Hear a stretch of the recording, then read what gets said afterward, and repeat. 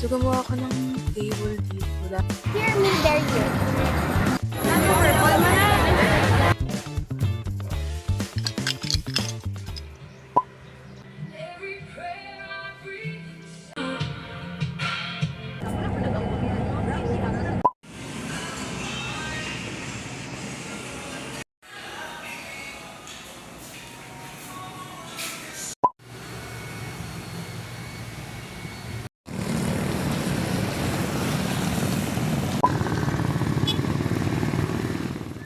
Hi guys! So, welcome to my YouTube channel. So, it's a Monday, yes na naman. And it's July 13. And ngayon, papakita sa inyo yung setup ko kasi wala akong ginagawa ngayon eh. So, gumawa ako ng coffee. Also, mayroong bread. And I'm watching Be Careful With My Heart. OMG. I've been rewatching it for like 100 times already and di lang talaga siya nakakasama.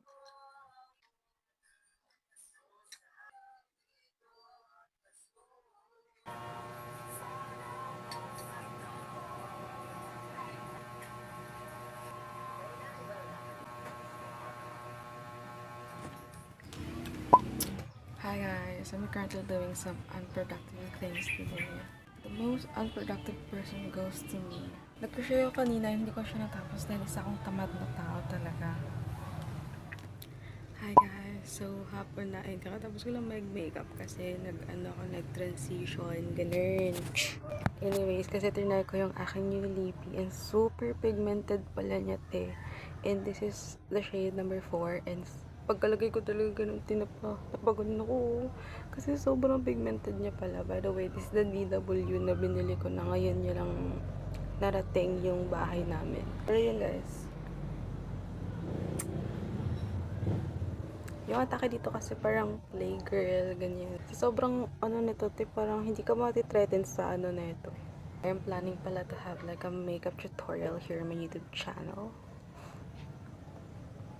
Hi guys! Welcome to another day. So, today is a Friday and it's July 17. But anyways, yun guys, may papakita ako sa inyo dahil may ginawa na naman ako ngayon out of boredom dahil wala na namang internet. So, gumawa ako ng table dito dahil i-discard ko na to dahil ang lit na ng space pa naglagay ako ng chair. So, naglagay ako dito. Wala lang.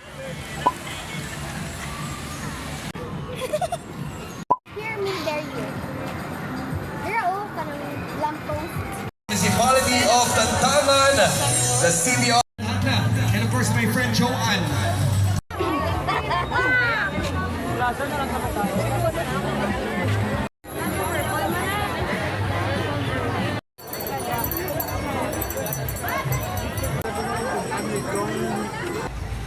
Saan namin ko ang picture? Ganito. Hi guys!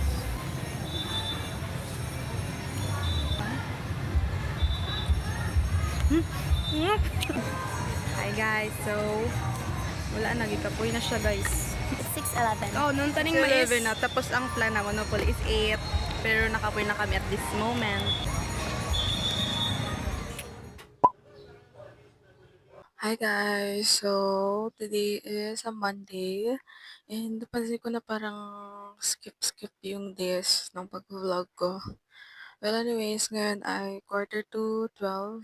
Ay, hindi, 12 na ata. Yeah, it's 11:59. So, basically, it's 12 already.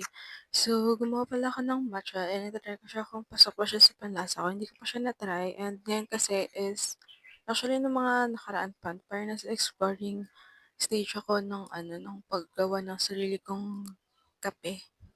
Ng kape ba yung matcha? Hindi naman eh. Pero yun yung parang alam mo yun, kasi may plano ako magtayo ng sariling cafe. Oo eh. But anyways, yun guys.